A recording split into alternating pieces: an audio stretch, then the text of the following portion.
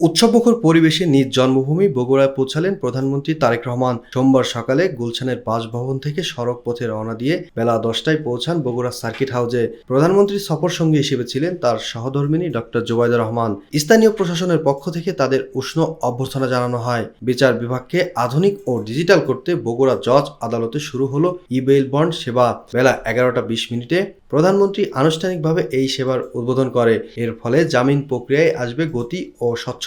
আদালত চত্বরে বার সমিতির নতুন ভবনের উদ্বোধন শেষে প্রধানমন্ত্রী উন্মোচন করেন বহুল প্রতীক্ষিত বগুড়া সিটি কর্পোরেশনের ফলক। এর মাধ্যমে শুরু হলো সিটির আনুষ্ঠানিক কার্যক্রম। সফরের দ্বিতীয় ভাগে পৈতৃক নিবাস পরিদর্শনের পাশাপাশি গাবতলীতে খাল খনন ও হাম রুবেলার টিকাদান সহ বিভিন্ন উন্নয়ন প্রকল্পের উদ্বোধন করবেন প্রধানমন্ত্রী। বিকেলে বিশাল জনসভায় যোগ দিবেন তিনি। তার এই সফরকে কেন্দ্র করে পুরো বগুড়া জুড়ে এখন উৎসবের আমেজ।